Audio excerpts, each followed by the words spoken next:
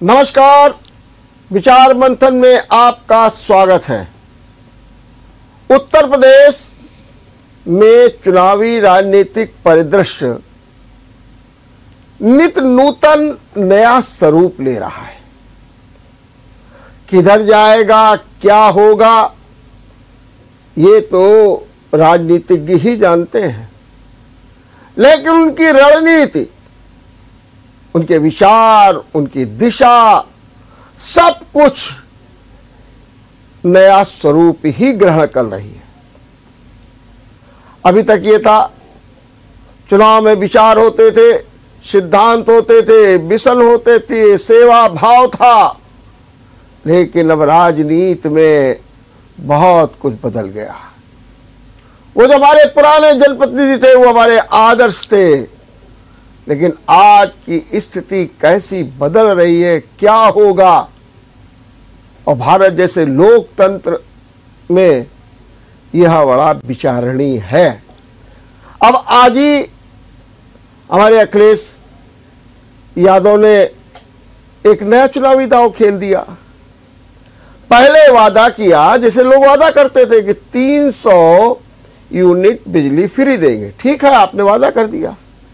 आप कह रहे हैं कल से घर घर एक अभियान चलेगा, और वो अभियान क्या होगा कि आपको एक फार्म भरना पड़ेगा, रजिस्ट्रेशन कराना पड़ेगा, और उसी आधार पर जब उनकी सरकार आएगी तो 300 यूनिट बिजली आपको फ्री दी जाएगी। ऑनलाइन रजिस्ट्रेशन भी होगा। ये पहली बार। कोई 80-20 की बात कर रहा है, कोई 85-15 की बात कर रहा है, लेकिन आज हमारे प्रधानमंत्री आधी आबादी की बात कर रहे थे। सवाल ये उठता है, क्या चुनाव में जो बेरोजगारी, महंगाई जैसे मुद्दे नगण्य हो गए हैं, और उसका क्या कारण है? क्या सिर्फ सत्ता के लिए सारे जोड़ तोड़ है? आज हम इसी पर चर्चा करेंगे, और इस चर्चा में भाग लेने के लिए हमारे साथ दो विद्वान मेहमान हैं। मैं आपको परिचय करा दूं। मेरे साथ में है डॉक्टर अजय प्रकाश जी, मैं आपका बहुत बहुत स्वागत करता हूं। मेरे साथ है डॉक्टर राज तिलक, मैं आपका भी बहुत बहुत स्वागत करता हूं, अभिनंदन करता हूं दोनों महानुभाव का। डॉक्टर राज तिलक तो हमारे साथ चर्चा में अक्सर रहते हैं, चाहे स्वास्थ्य की हो, चाहे कोरोना की हो, लेकिन आज एक राजनीतिक कैरेक्टर के रूप में हमारे सामने है। मैं उनका एक बार फिर अभिनंदन करता हूँ। साथ में डॉक्टर अजय प्रकाश जी, जो साहित्य से जुड़े हुए हैं, जो कहानियाँ भी लिखते हैं, विचार भी व्यक्त करते हैं, कविताएं भी लिखते हैं, सोचते भी हैं, और लोगों में अपने विचार भी बिखेरते हैं। विचारवान हैं दोनों महानुभाव, चिंतक हैं, अध्येता हैं। निश्चित रूप से आज हम इस राजनीतिक स्वरूप को देखेंगे भी और समझेंगे भी। सबसे पहले डॉक्टर राज तिलक, मुझे ये बताइए कि ये जो चुनाव का परिदृश्य चल रहा है, आप इसका आकलन किस रूप में कर रहे हैं? रमेश जी, बहुत बहुत धन्यवाद इस परिचर्चा में मुझे आमंत्रित करने के लिए। अगर मैं देखूं तो बहुत विषम परिस्थितियां हैं। स्वास्थ्य को चुनौती है, वोटर टर्नआउट होगा या नहीं होगा ये अपने आप में एक प्रश्न है। देश के अंदर जो जातीय आधार है उस पे उत्तर प्रदेश पहले से बटा हुआ है। धार्मिक आधार पे चीजों को ध्रुवीकृत करने का पर्याप्त प्रयास किया जा रहा है। भावनाओं का एक जाल फेंका जा रहा है, सपने बेचे जा रहे हैं, और कुल मिला के सारा प्रयास ये है कि जो हमारे देश के बुनियादी मुद्दे हैं जिस पे दरहकीकत चुनाव होना चाहिए, बिजली, सड़क, पानी, रोजगार, महिला सुरक्षा, सामाजिक न्याय, ये विषय जो हैं इनको कहीं किनारे करके भावनाओं के ज्वर के साथ में चुनाव को अपने पक्ष में कर लिया जाए और वो कुर्सियां हथिया ली जाएं जिस पे बैठे हुए ढेर से लोग, जिसमें बड़ी तादाद अपराधियों की है, आगे आप प्रश्न पूछे मैं जवाब भी दूंगा, वो लोग सत्ता की मलाई खाने के लिए हमेशा तत्पर रहते हैं, जिनका स्वांग तो ये जरूर रहता है कि जनता की भलाई हो, किसी हद तक करनी भी पड़ती है, लेकिन अंततो गत्वा वो अपने हित साधना में रत रहते हैं। ठीक बात। डॉक्टर अजय प्रकाश जी, आप इस चुनाव को किस रूप में देख रहे हैं?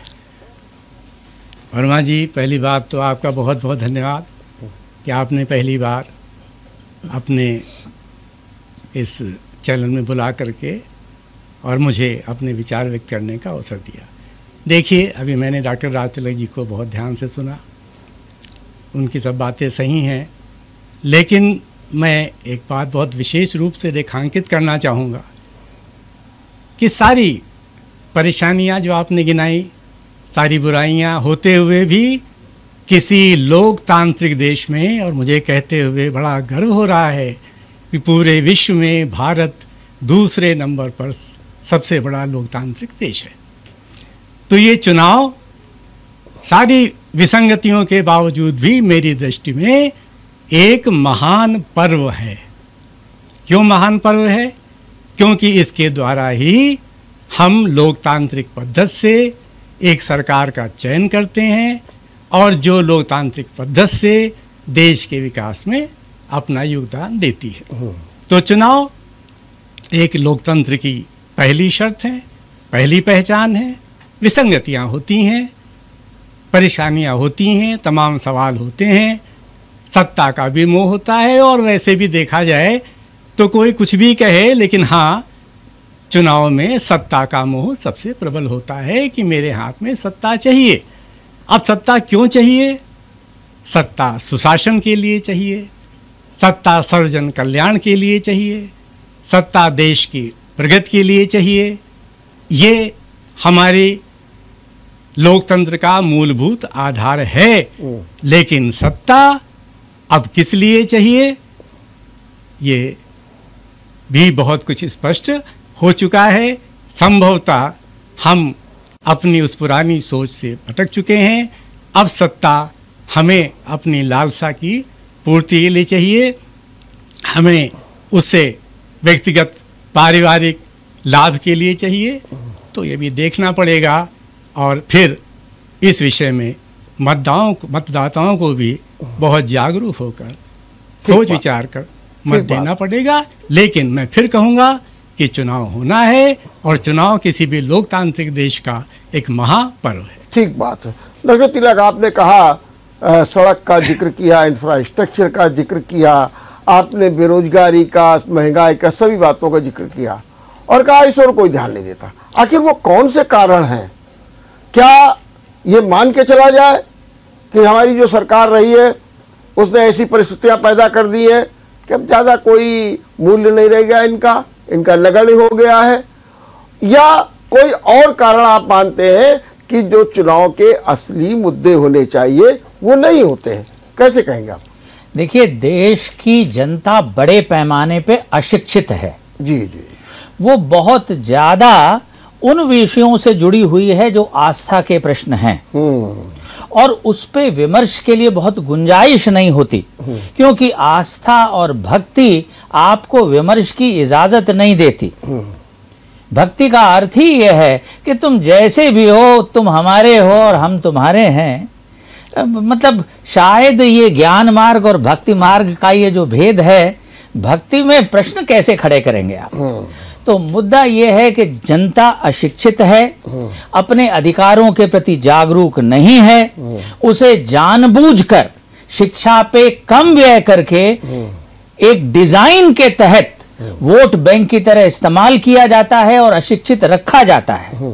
सरकारों ने, वेलफेयर स्टेट्स ने, यानी कल्याणकारी सरकारों ने, जो उनकी मूलभूत जिम्मेदारी थी स्वास्थ्य के प्रति, न्याय के प्रति, चिकित्सा के प्रति, शिक्षा के प्रति, उन सब के साथ में जो बदसलूकी की है, ये उसका अंतिम परिणाम है।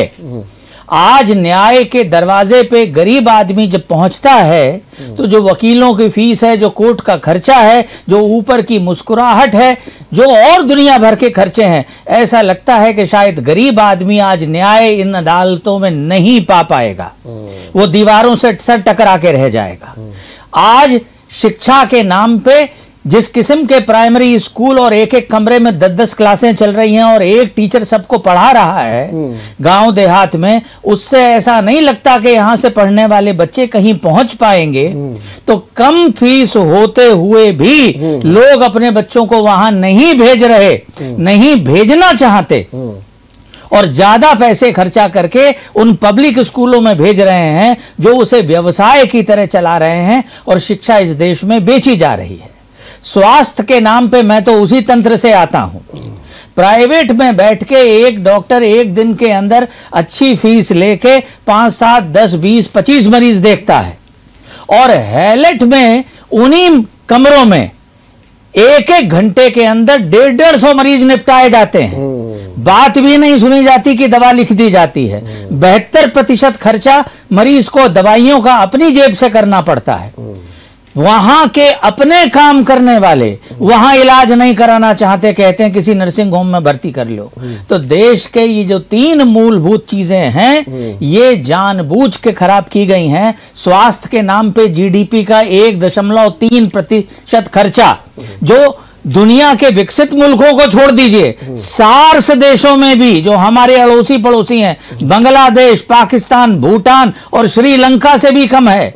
शिक्षा के नाम पर लगभग 3% जीडीपी का खर्चा, ये भी ऐसा है जैसे ऊंट के मुंह में जीरा रखा जा रहा है। कुल मिलाकर के लोगों को अगर आपको मजबूर करना है, अपने पीछे चलने वाली भेड़ों में तब्दील करना है, वोट बैंक बनाना है, तो शिक्षा से उनको वंचित करना होगा। आप कर नहीं सकते वेलफेयर स्टेट में, इसलिए आपने ऐसी योजना बना रखी है। ठीक बात है। कुल मिला के क्योंकि विचारवान व्यक्ति, शिक्षित व्यक्ति सोचता है, प्रश्न खड़े करता है, अंधभक्त नहीं हो सकता। वो उन्हीं चीजों के पीछे चलेगा जिस पे उसका विचार उसको आगे जाने के लिए प्रेरित करेगा। ठीक बात है। अजय प्रकाश जी, जैसा कि हमारे डॉक्टर तिलक कह रहे हैं कि अशिक्षा, विचारवान न होना, समझना नहीं, यही कारण है कि राजनीति को भटका सा दिया। और ये भी कह रहे हैं कि विकास की बातें होती है, शिक्षा का उदाहरण दिया, स्वास्थ्य का उदाहरण दिया, आप भी शिक्षा से जुड़े रहे हैं। और दूसरी ओर ये भी कह दिया कि भक्ति एक ऐसी है जहां पर बिल्कुल एक साथ चल रहे, वहां प्रश्न ही नहीं खड़े किए जाते, इसलिए राजनीति है। क्या हम ये माने कि आज की सरकारें जो ज्वलंत मुद्दे हैं उनको पूरा करने में असफल रही है, इसीलिए जाति और धर्म की राजनीति जो है आगे आ गई है? मतलब प्रबल रूप से थी तो पहले से, लेकिन अब प्रबल रूप से आ गई। देखिए, मैं डॉक्टर राज तिलक जी की विद्वता से बहुत परिचित हूँ, लेकिन चूंकि अब परिचर्चा हो रही है, हाँ बिल्कुल, आप तो परिचर्चा में मतभेद होना स्वाभाविक है। ठीक ठीक है, आप अपनी बात कीजिए। और ये मतभेद मनभेद नहीं होने चाहिए। ठीक। आपने बहुत कुछ कहा, लेकिन मैं 2 बातें पकड़ रहा हूँ।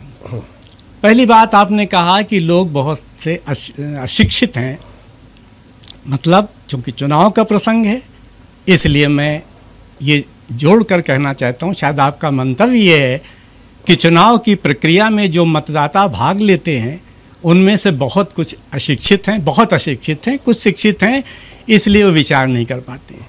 डॉक्टर साहब, ऐसा नहीं है। अगर आप आंकड़े उठाकर देखें तो हमारे प्रबुद्ध वर्ग के लोग, शिक्षित वर्ग के लोग का परसेंटेज देख लीजिए, जो वोट देने जाते हैं अपने घरों से निकलते हैं, और अशिक्षित वर्ग को देख लीजिए जो कितने उल्लास से, उत्साह से इस पर्व में भाग लेता है। तो आपको समझ में आ जाएगा कि शिक्षित वर्ग संभवतः अपने इस अधिकार के प्रयोग में जितना उदासीन है, उतना हमारा अशिक्षित वर्ग नहीं है। ये हमारे लोकतंत्र की एक बहुत बड़ी महान उपलब्धि है। तो मैं आपसे यहाँ पे सहमत नहीं हूँ कि शिक्षित होकर के ही हम अपने मतों का अच्छी तरह प्रयोग कर सकते हैं।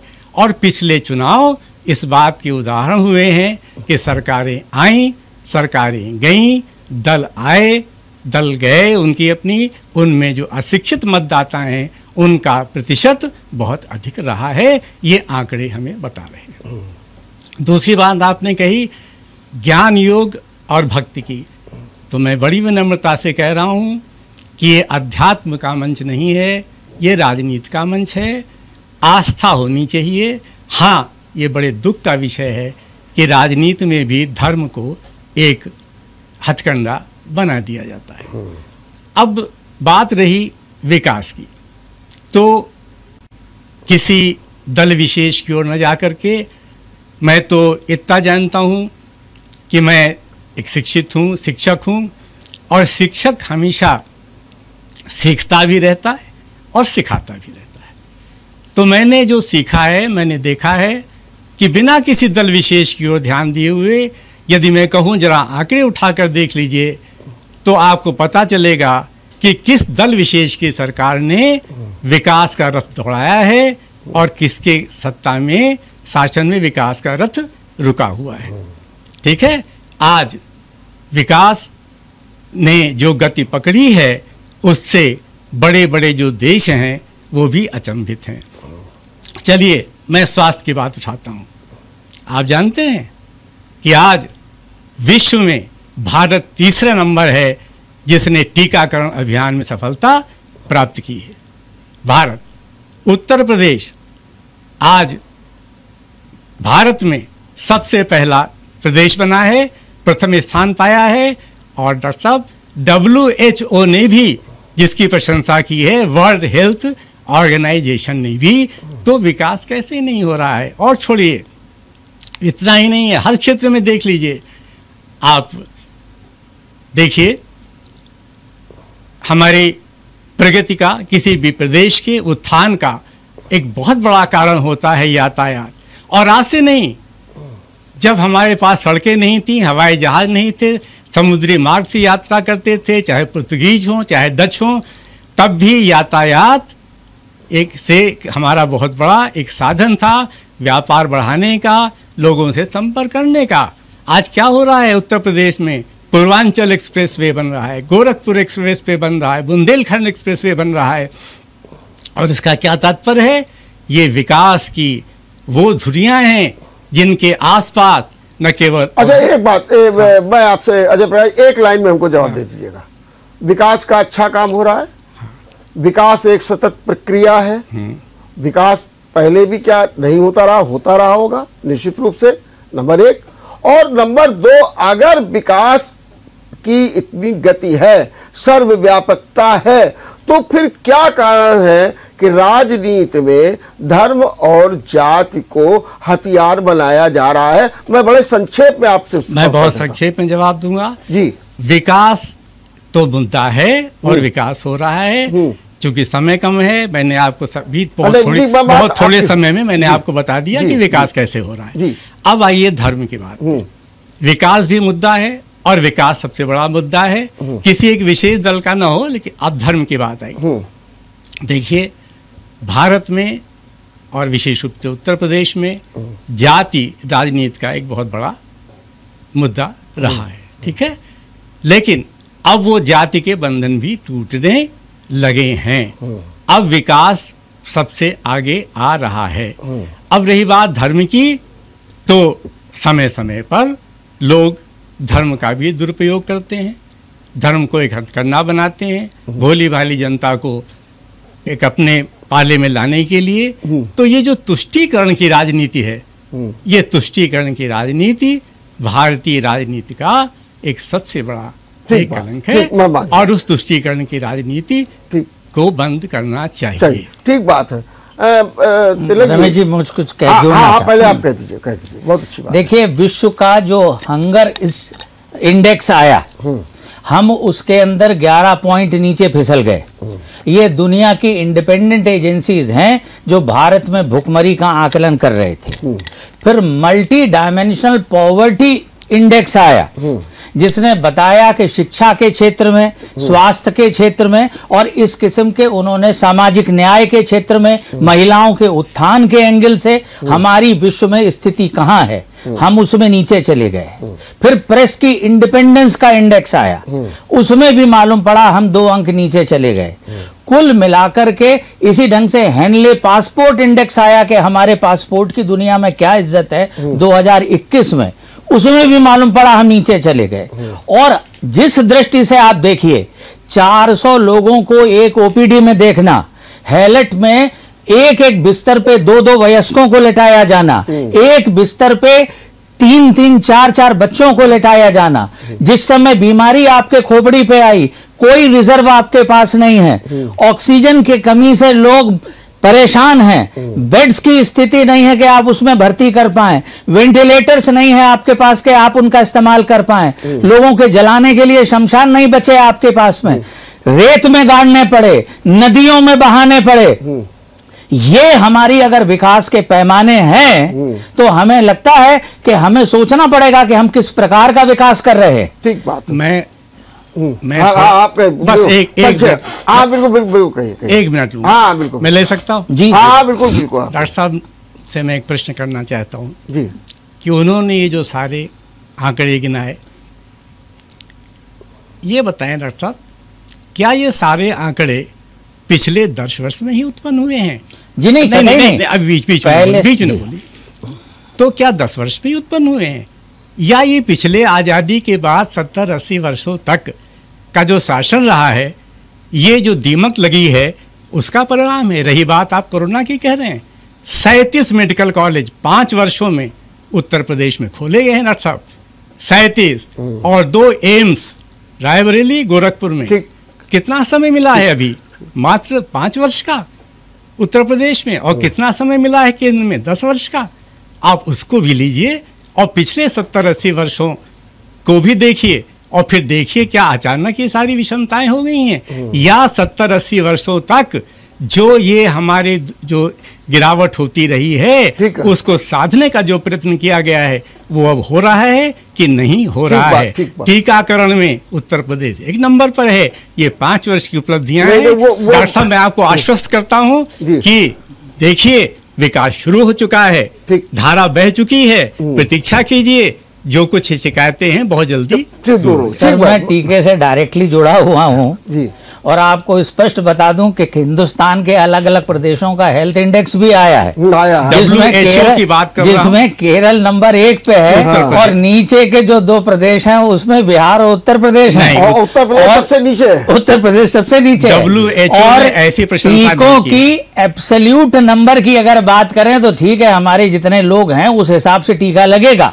लेकिन अगर आप प्रतिशत में बात करें तो मालूम पड़ेगा कि अनुपात जो है दूसरे प्रदेशों के मुकाबले भी हमारा कम है। उत्तर प्रदेश की जनसंख्या भी ध्यान में रखिएगा, हमारी आमदनी भी उस हिसाब से होनी चाहिए, स्वास्थ्य के लोग भी उस हिसाब से होने चाहिए, संस्थान भी उसी के अनुपात में होने चाहिए, जीडीपी और राजस्व भी उसी हिसाब से होना चाहिए। तो सारी चीजें जब आपके पास उस हिसाब से हैं तो इतनी बड़ी व्यवस्था संभाली है। एक बात डॉक्टर तिलक ये बताइए कि क्या लगता है कि इस प्रदेश में जो जातिवाद था, पहले था कि पर्दा पड़ा हुआ है, अब लगता है पर्दा खुल गया, और जिस तरीके से 2017 के चुनाव में सामाजिक गठजोड़ किए गए, इस बार सपा ने भी ये गठजोड़ कर दिए। अब परिस्थितियां, ये कहा जा रहा है कि ये जो नया गठजोड़ हो रहा है ये कोई फायदा नहीं करेगा, वो गठजोड़ फायदा कर गया। इसी बीच में 3 बातें और आ गई, एक आ गई कि 80-20, एक आ गई 85-15, और आज हमारे प्रधानमंत्री ने जो है 50%, मैंने आधी आबादी की बात कर ली। मैं सारा संक्षेप में आपसे इस पर कमेंट चाहता हूं कि इसको आप किस रूप में दे रहे हैं? क्या सामाजिक गठजोड़ चलेगा, धर्म चलेगा, जात चलेगा, 80-20 चलेगा, 85-15 चलेगा, या 50 चलेगा? सर जिसका जुगाड़ जैसे चल जाएगा वो वैसे चलाएगा जी।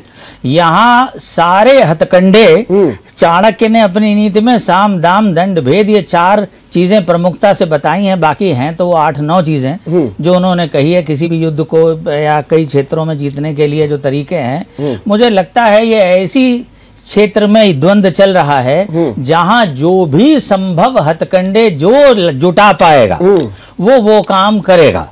लेकिन मुद्दा यही है कि कहाँ हमारे देश की सरकारें 100% लोगों के लिए हुआ करती थी, उनके लिए जो उन्हें वोट दें और उनके लिए भी जो उन्हें वोट न दें, क्योंकि चुनने के बाद कोई भेद नहीं होता था।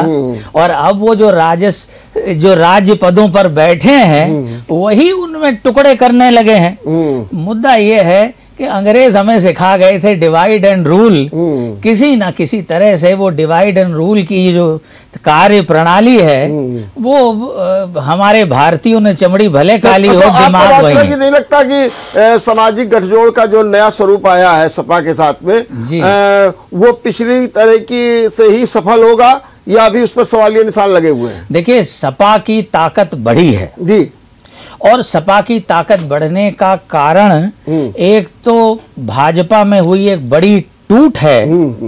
जो पिछड़ा वर्ग का एक बड़ा समुदाय था, गैर यादव समुदाय था, वो उधर चला गया है।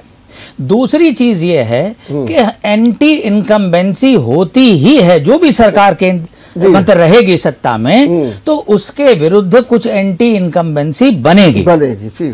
फिर पश्चिमी उत्तर प्रदेशों में 1 साल तक किसानों का जो आंदोलन चला और अंततोगत्वा जिसके अंदर 700 जाने भी गईं और अल्टीमेटली हासिल कुछ नहीं हुआ, सिवाय इसके के वो मीडिया की सुर्खियां बटोरता रहा हो, लोगों की जिंदगी में जहर घोलता रहा हो, सड़कें रुकी हों और कुल मिला के सत्ता के विरुद्ध एक विरोध का जो माहौल है वो पल्लवित और पुष्पित होता रहा, तो वो वोट उसके अगेंस्ट जाएगा। कोरोना की दूसरी लहर में जो हजारों लोग अचानक लॉकडाउन करने की वजह से पैदल आए, जिनमें जाने भी गई, कोरोना ग्रस्त भी हुए, बच्चे भी थे, बीमार भी थे, वृद्ध भी थे, महिलाएं भी थी, वो भी इसको भूलेंगे नहीं। ठीक बात है। और ये जो सब चीजें हैं ये एंटी इनकम्बेंसी है, सत्ता होगा तो उसको सख्त निर्णय करने पड़ेंगे। ठीक बात। ये अजय प्रकाश जी, जो भी एक नया चल रहा है, फ्री सिलेंडर देना, राशन देना और शौच के लिए व्यवस्थाएं कर देना, बिजली दे देना, पानी दे देना, ये सब प्रकार की बात चल रही थी। लेकिन आज जो है अखिलेश ने ये कहा कि 300 यूनिट फ्री देंगे और कल से आप लोग अपना रजिस्ट्रेशन करा दीजिए। अब आप इसको किस रूप में देख रहे हैं? भाई इसको जरा संक्षेप में बताइए। नहीं, ये तो एक चुनावी लॉलीपॉप है। ठीक है। ठीक। और चुनाव में ऐसे चुनावी लॉलीपॉप बहुत बढ़ते हैं। ठीक है। टैबलेट बांटने की बात आई थी, कितने जब सपा सरकार आई थी सत्ता में कितनी बटे, ठीक है। और तो ये तो इनका कोई महत्व नहीं है, ये तो चुनाव में ऐसे होते ही हैं। क्या मुझे इजाजत देंगे कि जो आपने प्रश्न पूछा है और जो सपा के विषय में अभी चर्चा हुई है, क्या संक्षेप में ब्रेक लेना है, इसलिए बहुत संक्षेप में, क्योंकि बात सपा की आई है जी। देखिए, जो अभी बात सामने आई, सपा का एक गठजोड़, ठीक है, और कहा गया कि सपा इन सबसे ऊपर है और सपा के पक्ष में हवा चल रही है। आइए जरा बहुत संक्षेप में बस एक वाक्य में कहता हूँ, सपा ने ही बहुत स्पष्ट कहा है, Y+M यादव प्लस मुस्लिम, ये जाति का समीकरण कौन दे रहा है, कौन बेच रहा है, ये बहुत स्पष्ट है। मुखिया ही कह रहा है, ठीक है। इसका मतलब उसके लिए जाति के आधार पर गठबंधन करना है। और दूसरी बात है, जरा देख लीजिए आसपास, सपा में कौन लोग जा रहे हैं। सपा में जा रहे हैं आपके मुशर्रफ अली जैसे, पप्पू जैसे, कानपुर में गुरुद्वारे को लेकर जो दंगा हुआ उसका वो सूत्रधार था। आपके रईस जैसे लोग जा रहे हैं, जिन्होंने कैराना कांड में जिनके कारण 346 हिंदू परिवारों ने पलायन किया है।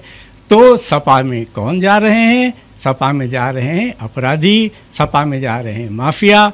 इनके बल पर, बाहुबल पर और धन बल पर जो सरकार बनाना चाहते हैं, तो ऐसा कुछ नहीं है। उनको पराजित करेगा जनबल, क्योंकि राजनीति में अभी तक राज था और जिस दल ने नीति जोड़ दिया है निश्चय ही उसकी ही विजय होगी। और रही इनकम्बेंसी की बात, तब अगर ऐसा ही होता तो मोदी जी फिर दोबारा सत्ता में नहीं आते। चलिए। इनकम्बेंसी वहाँ होती है जहाँ का शासन जो है वादों के खिलाफ जा करके केवल अपने लिए ही सोचता है। चलिए, हम चर्चा कर रहे हैं राजनीति के नए स्वरूप की।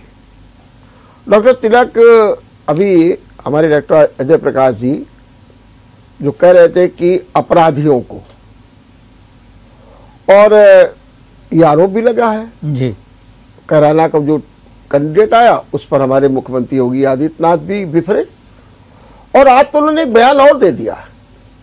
उन्होंने कहा कि बिल में घुस करके मारेंगे। जो अपराधी माफिया समझ रहे हैं कि हम नेता बन जाएंगे तो बिल में घुस करके मारेंगे।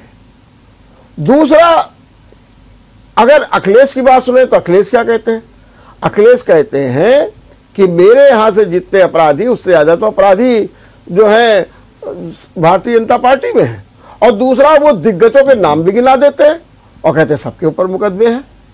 तो क्या ये जो आक्रामकता दिख रही है ये भी एक चुनावी मुद्दा बनेगा, और इस बात के लिए जनता आश्वस्त हो रही है कि नहीं साहब कानून व्यवस्था बिल्कुल ठीक है, हम लोग आराम से कहीं आ जा सकते हैं?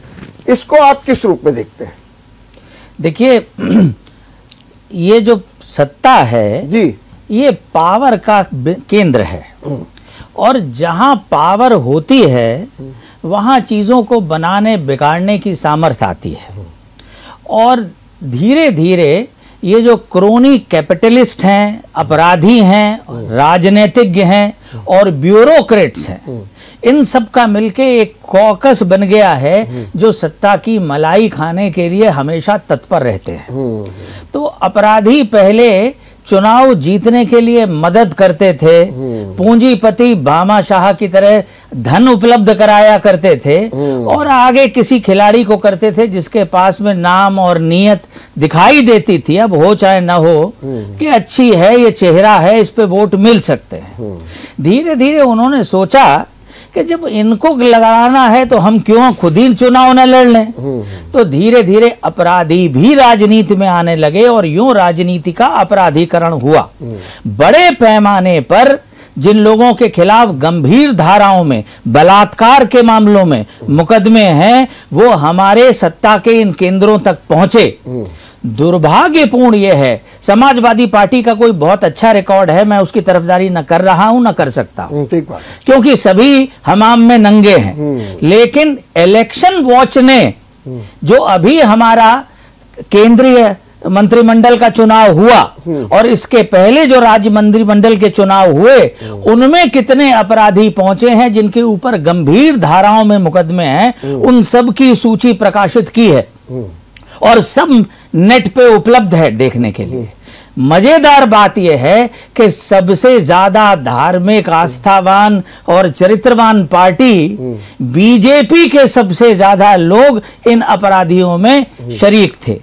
मैं नहीं चाहता किसी भी पार्टी का कोई व्यक्ति जाए या कैराना में किसी अपराधी को टिकट दिया जाए या कहीं से भी किसी अपराधी को टिकट दिया जाए। और इसके बारे में चुनाव में इस बार इलेक्शन कमीशन ने बहुत अच्छी व्यवस्था की है कि यदि किसी के पास ऐसी चीजें हैं तो पहले तो वो उनको टिकट न दे, और टिकट दे तो पार्टियों को ये बताना पड़ेगा कि बेहतर कैंडिडेट उनको क्यों नहीं मिले, और इस बात को पब्लिसाइज करना पड़ेगा।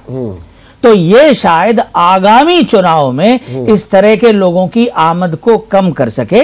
लेकिन मुझे लगता है कि कोई एक कहीं से शुरू करता है, फिर उसका मुकाबला करने के लिए कोई दूसरा उसी किस्म का कैंडिडेट खड़ा करता है, और धीरे धीरे ये चूहा दौड़ यानी रैट रेस बन जाती है और सभी पार्टियां उसमें शरीक हो जाती हैं। निश्चित रूप से। अजय प्रकाश जी, अगर बात की जाए तो केवल एक पार्टी की नहीं, सभी पार्टियों में अपराधीकरण हो रहा है। मैं आपसे पूछूं कि अगर ये हो रहा है, ये विषम परिस्थितियां पैदा हो भी गई है, क्या किया जाना चाहिए? राजनीति कैसे शुद्ध होगी? देखिए वर्मा जी, इस पर बहुत गंभीरता से हमारे जो स्तंभ हैं लोकतंत्र के, चाहे वो न्यायपालिका हो, चाहे वो कार्यपालिका हो, चाहे मीडिया हो, बड़ी गहराई से विचार किया है और सब बड़े विचलित हैं और चिंतित हैं कि ये नहीं होना चाहिए। ठीक है। अब विडंबना ये है कि जब तक अपराध सिद्ध ना हो जाए तब तक हम उसे चुनाव लड़ने से मना नहीं कर सकते हैं। और आपके पास, आप तो पत्रकार हैं, मंजे भी पत्रकार हैं, आप जानते होंगे कि बहुत से अपराधी जेल में रहते हुए भी चुनाव जीत जाते हैं। तो निश्चित रूप से मैं बिल्कुल सहमत हूँ कि ये लोकतंत्र के लिए बड़ी विषम स्थिति है। इसके लिए सबसे पहला, अगर कोई, लेकिन जो राजनीतिक दल हैं वो तो कभी इसको नहीं मानेंगे, क्योंकि वो जानते हैं कि जनबल के साथ धनबल भी चाहिए और बाहुबल भी चाहिए। वो तो ये देखते हैं कि इस क्षेत्र में कौन सा जिताऊ है, फिर वो चाहे वो अपराधी हो और चाहे पूंजीवादी हो, चाहे कोई भी हो। तो इसके लिए मैं तो ये कहूँगा कि जब तक मीडिया के द्वारा, है ना, एक जन आंदोलन नहीं होगा, एक जन चेतना नहीं जागृत होगी कि किसी भी दल का हो, लेकिन अगर वो अपराधी है तो हम उसे वोट नहीं देंगे। और एक कानून बनना चाहिए निश्चित रूप से। मैं आपसे सहमत हूँ। चलिए, एक सवाल और भी है कि इस समय राजनीति में एक समय आया था आया राम गया राम, और दल बदल पे शिकंजा भी लगा, कहा गया 2/3। अब तो हालात बड़े विषम हो गए कि जैसे ही चुनाव आचार संहिता खत्म हुई दल बदल शुरू हो गया। अब तो यही तक नहीं, ये तो खैर स्थितियां हैं, 2017 में भी आई थी, इस समय भी आ गई हैं, लेकिन स्थितियां तो यहाँ तक है, अब सरकार गिराने के लिए अगर आपके पास 2/3 बहुमत नहीं होता है तो आप इस्तीफा दे देते हैं, और मध्य प्रदेश की सरकार को गिराने के लिए, कर्नाटक में गिराने के लिए, और फिर उसके बाद बाई इलेक्शन होते हैं, फिर जनता का पैसा खर्च होता है। तो ये जो इसका विकृत रूप आ गया है, इसको आप किस रूप में देखते हैं, और क्या इसका कोई इलाज है या फिर स्वार्थ के लिए ये सब कुछ चलता रहेगा? देखिए, राजनीति भी एक प्रोफेशन हो गया है। पहले तो लोग सेवा भाव से राजनीति में आते थे, ठीक बात। वाकई समाज सुधार उनका इरादा होता था, वो जनता के लिए कुछ करना चाहते थे और सीमित साधनों में करना चाहते थे। अब इनको तनख्वाहें चाहिए, और मुद्दों पे एक दूसरे से भिन्न हो सकते हैं, लेकिन अपनी तनख्वाह बढ़ाने के मुद्दे पे सब एक साथ होते हैं। और कुल मिला के जो पर्क्स हैं और फ्रिंज बेनिफिट्स हैं वो भी बेतहाशा हैं इनके पास में। लगभग लोकसभा के एक एमपी को एक महीने में 2,30,000 से ज्यादा पर्क्स मिलते हैं। मुफ्त की बिजली, कई एकड़ का बंगला, हवाई यात्रा फ्री, रेल यात्रा फ्री, पूरा परिवार फ्री, और जाने क्या क्या ढेर से खर्चे, और उसकी आमदनी। ठीक इसी ढंग से विधानसभाओं में भी लगभग 2.25 लाख प्रति माह के आसपास इस तरह के खर्चे हैं।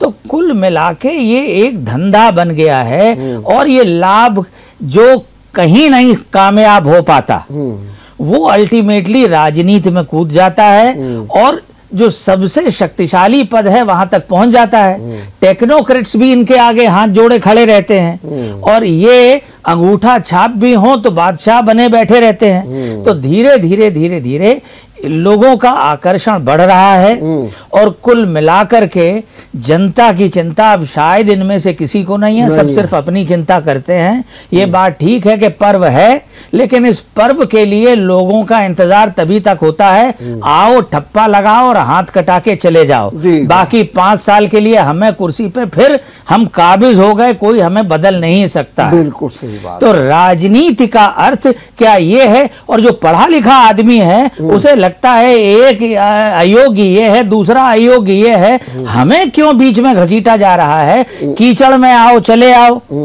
तो शायद पढ़े लिखे आदमी की रुचि सिर्फ जाके वोट देने में कम हो गई है। मुझे लगता है कि जब तो राइट टू रिकॉल नहीं होगा, जब तक अपराधीकरण खत्म नहीं होगा, जब तक ये धनबल के साथ में लोग खरीदे और बेचे नहीं जाएंगे जो हो रहा है, जब तक पार्टी गिराने के लिए संगठित गिरोह की तरह ये दल काम करते रहेंगे, तब तक पढ़े लिखे लोगों की रुचि इस तरफ से होगी, देश से वो पलायन करते रहेंगे। एक बार अरुण शौरी ने कहा था, जिस समय वो अटल बिहारी वाजपेयी जी की सरकार में डिसइन्वेस्टमेंट मिनिस्टर थे, यहीं IIT में, कि brain drain is better than brain in the drain. तो we are putting our brain in the drain, और इसलिए यह हालत है। ठीक बात, ठीक बात। एक स्वरूप और भी देखने को मिल रहा है इस चुनाव में अजय प्रकाश जी, कि लड़ाई अगर देखी जाती है तो इस समय भाजपा और सपा की हो रही है। भाजपा के लोग भी मान रहे हैं और सपा के लोग, लेकिन दूसरे दल, अगर मैं बात करूं बसपा की, कांग्रेस की, ये बिल्कुल जैसे हाशिए में चले गए। और बसपा की तो ये स्थिति है कि अब लोग सोचने लगे कि इनके 21% वोट का अब होगा क्या, ये कौन बंदर बाट पे ले जाएगा, कौन छीन ले जाएगा। तो ये जो स्थितियां बन गई है, क्या आप ये मानते हैं कि दोनों में सीधा ही जो है टकराव होगा? और दूसरी बात, ये क्यों गौड़ हो गए हैं, इस पर भी थोड़ा सा हम संक्षेप में आपसे चाहते हैं। देखिए, इसमें दो राय नहीं है जी कि कांग्रेस हाशिए पे चली गई है और उत्तर प्रदेश में तो बिल्कुल हाशिए पे चली गई है, और बसपा भी करीब करीब लड़ाई से हट गई है। और यदि आप ध्यान देंगे तो मायावती जी करीब करीब मौन ही रही हैं चुनाव में, प्रचार में। तो दो राय नहीं है कि लड़ाई बिल्कुल सपा में और बसपा में, ठीक है। ये अब बिल्कुल स्पष्ट हो गया है चुनावी परिदृश्य में। तो अब सवाल ये है कि अभी बात कही डॉक्टर साहब ने कि दोनों तरफ अपराधी हैं, सुशिक्षित व्यक्ति क्या करे। देखिए, करना तो शिक्षित व्यक्ति को ही है, क्योंकि रास्ता जो दिखा सकता है वो शिक्षित व्यक्ति ही है। और अगर शिक्षित व्यक्ति इस तरह से हताश हो जाएगा कि हम कौन गड्ढे में गिरे, तब तो फिर इस लोकतंत्र का इससे बड़ा दुर्भाग्य नहीं हो सकता है कि शिक्षित अपने दायित्व से, उत्तरदायित्व से मुक्त अलग हो जाए कि हम क्या करें। कुछ हो ही नहीं सकता है, बहुत कुछ हो सकता है, करना पड़ेगा, ये शिक्षित वर्ग का उत्तरदायित्व है। और डॉक्टर साहब, पंकज जो है, कमल जो है, वो दलदल में भी खिलता है। ठीक बात है। दलदल हमेशा सरोवर की जरूरत नहीं होती है। ठीक बात। और सरोवर में खिला तो खिला, हाँ, दलदल में खिला तब उसके मजा कुछ और है। तो शिक्षित को भी इस दलदल में उतर के कमल माने गर्दली, भाजपा नहीं, कमल माने हमारा लोकतंत्र। मैं समझ गया। अब दूसरी बात है, अब दूसरी बात है भाजपा और सपा में। जी, तो देखिए, बड़ा स्पष्ट है। ये राजनीति का बहुत बड़ा दुर्भाग्य है। 1947 के बाद जब से आज़ादी मिली है, आप उठा के देख लीजिए, इतिहास को उठा के देख लीजिए, एक तुष्टीकरण की बहुत घिनौनी ठीक बात राजनीति चली है। और जिसने देश को धर्म और जाति में बांट दिया, तुष्टीकरण। और वो तुष्टीकरण की राजनीति अभी तक चलती चली आ रही है। ठीक बात। और ये सपा तुष्टीकरण की राजनीति को खेलने वाली सबसे बड़ा दल है। ठीक बात। तो देखिए, टू एवरी, न्यूटन ने क्या कहा है, to every action there is equal और अपोजिट रिएक्शन। तो जब आप तुष्टीकरण की राजनीति खेलेंगे, जब आप एक वर्ग को बढ़ावा देंगे, खूंखार से खूंखार अपराधियों को उसमें शामिल करेंगे वोट बैंक के लालच में, तो भैया उसकी प्रतिक्रिया तो होनी है, उसका और होनी चाहिए, क्योंकि हम उस तुष्टीकरण का एक सामूहिक गठबंधन के साथ उसका सामना कर सकते हैं। डॉक्टर तिलक, मैं आपसे एक सवाल जरा पूछना चाहता हूँ, क्योंकि मुझे अब संकेत मिल रहा है, समय भी हो रहा। डॉक्टर तिलक, ये बताइए कि अभी आप शिक्षा की बात कर रहे थे और जो अस्पतालों की बातचीत कर रहे थे। जी। दिल्ली मॉडल सामने है। हाँ। आम आदमी पार्टी आ रही है जी। केजरीवाल चिल्ला कह रहे हैं। हाँ। क्या कारण है कि ऐसा स्वस्थ विकास का जो स्वरूप केजरीवाल ने प्रस्तुत किया, उत्तर प्रदेश में क्यों नहीं चल पा रहा? सर देखिए, केजरीवाल दिल्ली में काबिज हैं जी, और तीसरी बार काबिज हैं। जहां एक बार घुस गए, वहां से आसानी से हट नहीं रहे। और जो अभी अजय जी ने कहा कि अगर सब ठीक हो तो फिर इनकम्बेंसी क्या और एंटी इनकम्बेंसी क्या, तो वो वहां काबिज है। पंजाब इस बार ऐसा लग रहा है कि उसके हाथ में आया। इसके सिवा लगातार उत्तर प्रदेश के पंचायत चुनाव हो, चाहे गोवा में कुछ हो, चाहे उत्तर प्रदेश में हो, धीरे धीरे उसका प्रसार हो रहा है और ज्यादा सीटें, ज्यादा अनुयायी संगठन का विस्तार धीरे धीरे आकार ले रहा है। बिना संगठन के अचानक एकदम से आना और छा जाना जरा मुश्किल काम है। और कुल मिलाकर के जो कुछ वो कह रहा है, बातें तो सब ठीक हैं इसमें कि शिक्षा आगे आनी चाहिए, स्वास्थ्य आगे आना चाहिए, जो सामाजिक न्याय है वो होना चाहिए, और वृद्ध को, जो बेरोजगारों को सामाजिक सुरक्षा मिलनी चाहिए। कोई ऐसी बात नहीं है उसका जो विरोध किया जा सके उन मसलों में। लेकिन यह कि मुद्दा वही है कि धार्मिक आधार पे ध्रुवीकृत समाज में या जातीय आधार पे ध्रुवीकृत समाज में जहां भावनाओं का उद्वेग अपने शिखर पे पहुंच रहा हो, कई बार लोगों के कान में ये जो मुद्दे हैं ये सार्थक जमीन पे नहीं पड़ पाते, या उचाड़ दिया जाता है। जैसे जमीन पे बीज तो डाले जाएं लेकिन फिर उगने के लिए उनको मौका ना दिया जाए, इसलिए वो जम नहीं पाते। चलिए, अब मैं आखिरी सवाल एक लाइन में पूछूंगा। ये जो वर्तमान राजनीति का स्वरूप है, इसका भविष्य क्या है?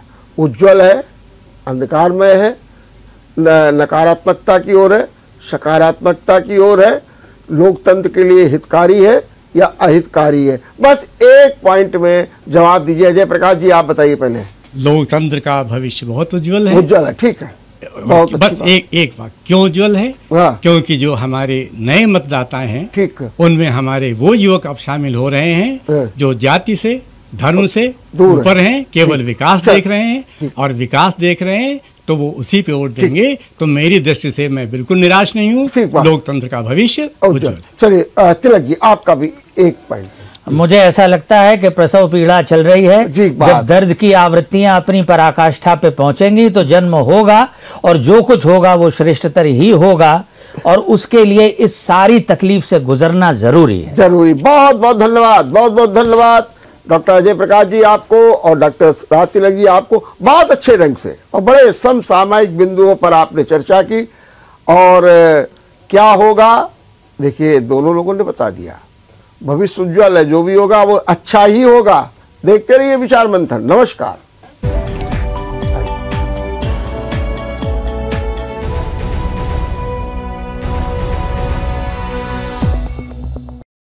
वीडियो पसंद आया हो तो हमें लाइक करें, सब्सक्राइब करें और ज्यादा से ज्यादा शेयर करें, और हाँ, बेल आइकॉन दबाना ना भूलें ताकि हर खबर का अपडेट आप तक पहुंचे तुरंत। आप हमें इंस्टा, ट्विटर और फेसबुक पर भी फॉलो कर सकते हैं। हमारी आईडी है @JMT News।